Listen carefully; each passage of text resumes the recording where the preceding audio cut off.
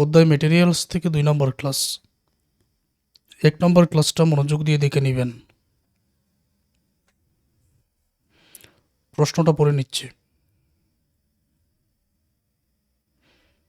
A company follows the FIFO system to ascertain the cost of raw material issued.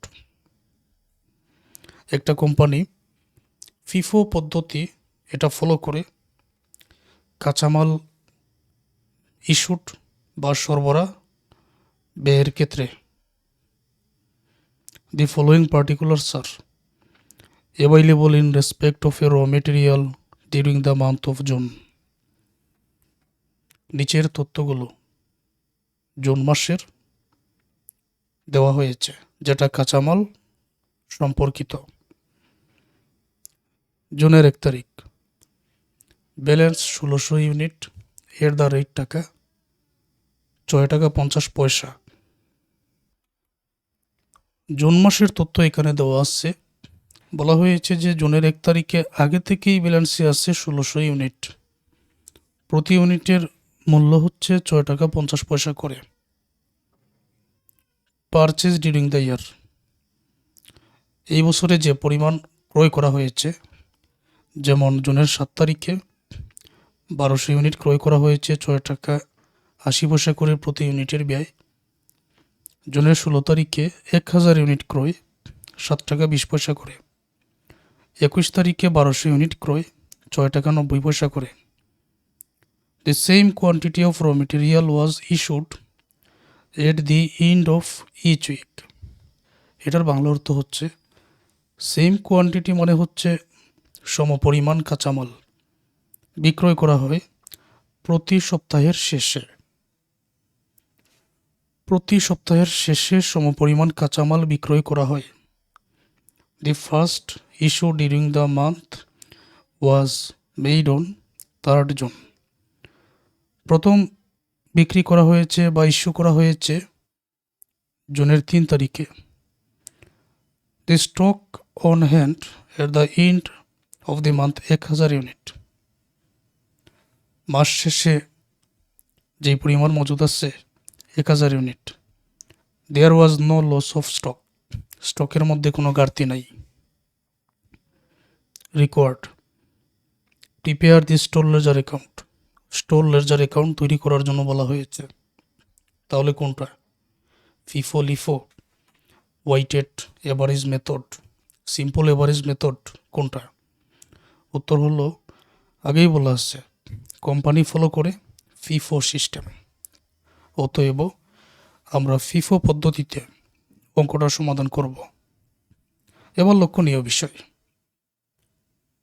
যেহেতু আমরা একটা class করেছি, আমরা জানি যে একটা ব্যালেন্স থাকে, ব্যালেন্স আছে, আলাদা করে এখানে ক্রয় দেওয়া আছে, কিন্তু কি পরিমাণ ইস্যু বা বিক্রয় সেটা দেওয়া নাই, সরাসরি দেওয়া নাই, কিন্তু বলা আছে এখানে the same quantity of raw material was issued at the end of each week. প্রতি সপ্তাহের শেষে সমপরিমাণ কাঁচামাল মানে একই সমান সমপরিমাণ কাঁচামাল বিক্রয় করা হয় প্রতি সপ্তাহের শেষে। আবার বলা হয়েছে যে প্রথম ইস্যু বা বিক্রয় জুনের 3 তারিখ। এখন আমার তোমাদের কাছে প্রশ্ন হচ্ছে যে জুনের 3 তারিখে যদি প্রথম বিক্রি হয়, পরবর্তী ইস্যু বা বিক্রয় কত তারিখ? যেহেতু বলা হচ্ছে যে সপ্তাহ শেষে 3 তারিখের সাথে তুমি আরও 7 দিন যোগ করো, তার মানে 10 তারিখ। এর পরের বিক্রয় আরও 7 দিন যোগ করো, অতএব 17 তারিখ। পরের বিক্রয় আরও 7 দিন যোগ করো, কত হবে? 24 তারিখ। অর্থাৎ 3 তারিখ, 10 তারিখ, 17 তারিখ, 24 তারিখ, এটা হচ্ছে কাঁচামাল বিক্রয়ের তারিখ। এখন এটা আমরা ক্যালকুলেশন করব কিভাবে? যেমন আমরা প্রথমে হিসাব করে নেই যে কি পরিমাণ কাঁচামাল বিক্রয় করা হয়েছে বা ইস্যু করা হয়েছে। এটা কিভাবে আমরা হিসাব করতে পারি? একেবারে সহজ। মাসের প্রথমে 1600 ইউনিট কাঁচামাল আছে। তোমরা স্ক্রিনে লক্ষ্য করো, আমি চিহ্নিত করে নিচ্ছি যেমন ব্যালেন্সে প্রথমে 1600 ইউনিট আগের আছে, ক্রয় বলে এখানে আছে আরও 1200, 1000, 1200। তখন বোঝা গেল আগেই ছিল 1600, নতুন করে ক্রয় করেছি 1200, 1000, 1200। এই পরিমাণ ইউনিট আমার কাছে টোটাল আছে শুরু থেকে শেষ পর্যন্ত। তাহলে কত হলো? 1600, 1200, 1000, 1200 যোগ করলে হবে 5000 ইউনিট। একটা তথ্য এখানে আছে, the stock on hand at the end of the month 1000 unit. মাসের শেষে মজুদ আছে 1000 ইউনিট। টোটাল যদি মজুদ পণ্য 5000 টাকার কথা, মাসের শেষে থাকে 1000 ইউনিট, তাহলে বাকি 4000 কোথায় গেল? এটাই বিক্রি হয়েছে, এটাই ইস্যু করা হয়েছে। তো এটা আমরা কিভাবে বাহির করব লক্ষ্য করো। টোটাল অ্যাভাইলেবল মেটেরিয়াল, যেমন এই 1600, 1200, 1000, 1200, 1600, 1200, 1000, 1200 যোগ করো 5000 ইউনিট। এটা হচ্ছে টোটাল। সমাপনী মজুদ আছে 1000, এইটা। তাহলে টোটাল ইস্যু 5000 থেকে 1000 বিক করে 4000 ইউনিট। টোটাল কি পরিমাণ ইস্যু করা হয়েছে? আমরা পেয়ে গেলাম 4000 ইউনিট। ইস্যুকৃত মালামাল বা মেটেরিয়ালের পরিমাণ 4000 ইউনিট, এটা আমরা পেয়ে গেলাম। এখন কোন কোন তারিখে ইস্যু হয়েছে সেটাও বাইর করে নেই। বলা হয়েছে প্রথম ইস্যু জুনের 3 তারিখ, অতএব ইস্যু ডেট জুনের 3 তারিখ। 3 তারিখের সাথে আরও 7 দিন যোগ করলে জুনের 10 তারিখ, 10 তারিখের সাথে আরও 7 দিন যোগ করলে জুনের 17, 17 তারিখের সাথে আরও 7 দিন যোগ করলে জুনের 24 তারিখ। এখন যদি তুমি আরও 7 দিন যোগ করো তাহলে তো এটা জুন মাস পেরিয়ে যাবে। জুন মাস তো 30 দিনে হয়, তখন জুনের 31 তারিখ হয়ে যায়। অতএব ওই মাসের মধ্যে ইস্যু করা হয়েছে 1, 2, 3, 4, টোটাল ইস্যু 4 টাইমস, 4বার ইস্যু করা হয়েছে। বলা হয়েছে প্রতি সপ্তাহ শেষে সমপরিমাণ ইস্যু হয়। ইস্যু করা হয়েছে টোটাল 4000 ইউনিট। টোটাল ইস্যু করা হয়েছে 4বার। তাহলে প্রতিবার কত? ইস্যু ইচ উইক, প্রতিবার, প্রতি সপ্তাহে ইস্যুকৃত মেটেরিয়ালের পরিমাণ। ওই 4000কে যদি আমি 4 দ্বারা ভাগ করি তাহলে প্রতিবার 1000 ইউনিট করে ইস্যু করা হয়েছে। প্রতিবারে 1000 ইউনিট করে মেটেরিয়াল ইস্যু করা হয়েছে। কোন কোন তারিখ? 3 তারিখ, 10 তারিখ, 17 তারিখ, 24 তারিখ। এটা যেহেতু আমরা বাইর করেছি, এবার স্টোর লেজার। এখানে under FIFO method store ledger account, এই নামগুলো লিখে দিও, লিখে দিলে ভালো। Maximum level, minimum level, reorder level, materials, bin number, location, এগুলো লিখে দিও। ডেট, রিসিপ্ট, ইস্যু, ব্যালেন্স, কোনটার কী কাজ এটা তো তোমাদের জানা আছে। এবার সরাসরি সমাধানের পালা। শুরুতে 1 তারিখ, ব্যালেন্স আছে 1600 ইউনিট, 6 টাকা 50 পয়সা করে। একেবারে সহজ হয়ে যাবে। স্ক্রিনে লক্ষ্য করো, আমি আগে হাইলাইট করে নেই। জুনের 1 তারিখ, তো ব্যালেন্সের করে 1600 ইউনিট, 6 টাকা 50 পয়সা করে 10,400 টাকা। জুনের 1 তারিখ, ইউনিটের 8 টাকা। এখানে ইউনিটের পরিবর্তে কোয়ান্টিটিও লেখা যায়, তো এখানে অ্যামাউন্ট বা টোটালও লেখা যায়, সমস্যা নাই। সবসময় ইউনিটে আর রেটে গুণ করে তারপরেই কিন্তু অ্যামাউন্টের করে, এই যে অ্যামাউন্টগুলো আছে তারপরেই কিন্তু অ্যামাউন্টের করে টাকাটা বসে।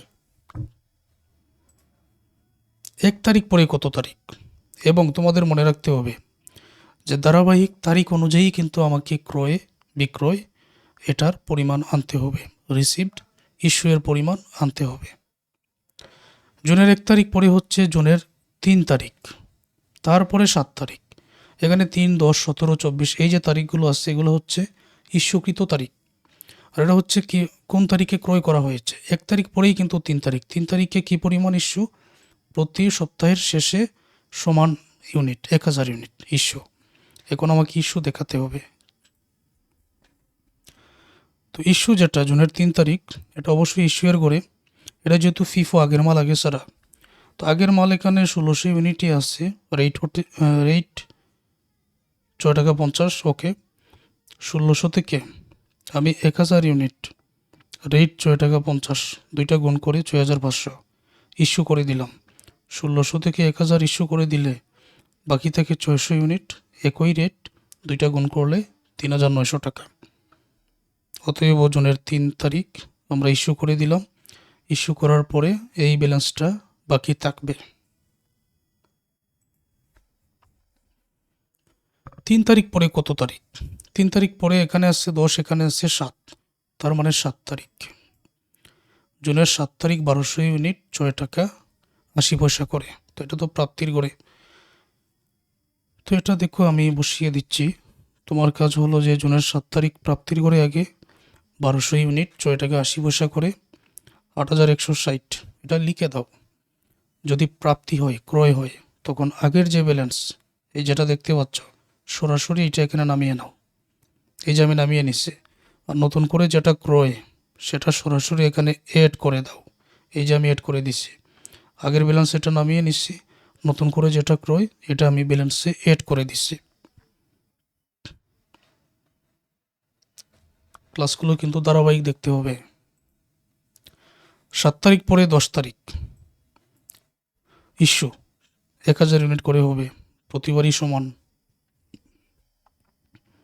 এখন আমি যদি এই ব্যালেন্স থেকে, এই যে ব্যালেন্সটা আছে এটা থেকে যদি ইস্যু করি, কত করতে হবে ইস্যু? 1000। এটা ফিফো আগের মালাকে স্যার। আগের 600 ইউনিটটা রেটটা দেখে নিও। আগের 600 ইউনিট আমি ইস্যু করে দেই। এই যে 600 ইস্যু করলাম। আরও কত প্রয়োজন? 400, কারণ টোটাল 1000 ইস্যু করতে হবে। তাহলে 1200 থেকে, এই 1200 থেকে আমি 400 ওই রেটের ইস্যু করে দিলাম। 1200 থেকে 400 রেট হচ্ছে 6 টাকা 80, দুইটা গুণ করলে এত।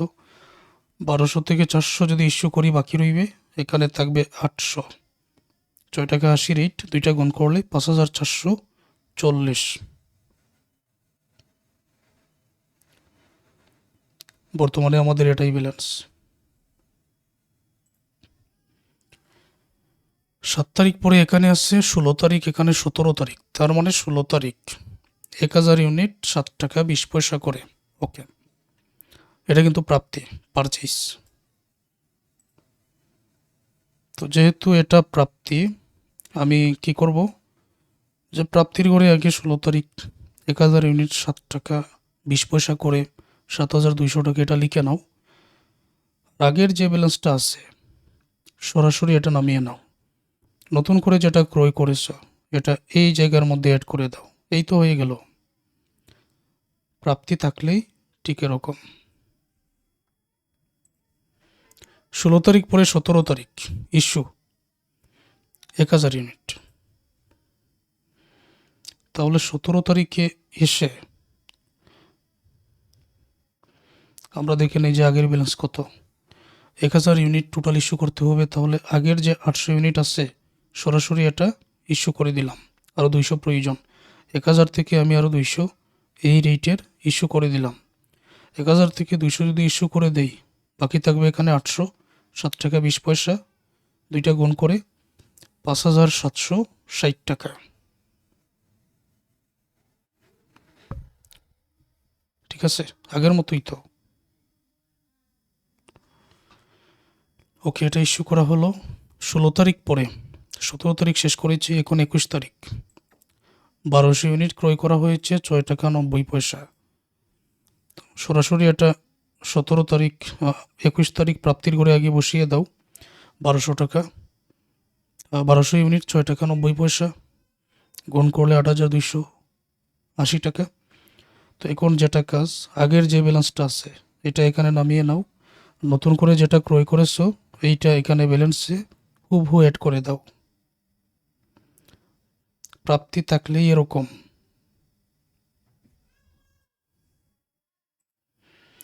21 তারিখ পরে শেষ তারিখ 24 তারিখ এটা ইস্যু। তো ইস্যু যেহেতু আমরা দেখতে পাচ্ছি এই ব্যালেন্সটা আছে, 24 তারিখে টোটাল 1000 ইউনিট ইস্যু করতে হবে। তাহলে আগের যে 800 ইউনিট আছে এটা আগেই তুমি ইস্যু করে দাও। তারপর 1200 থেকে 200 ইউনিট 6 টাকা 90 পয়সা করে এটা ইস্যু করে দাও। 1200 থেকে 200 ইউনিট ইস্যু করলে এখানে বাকি থাকবে 1000 ইউনিট 6 টাকা 90 পয়সা, 6900 টাকা।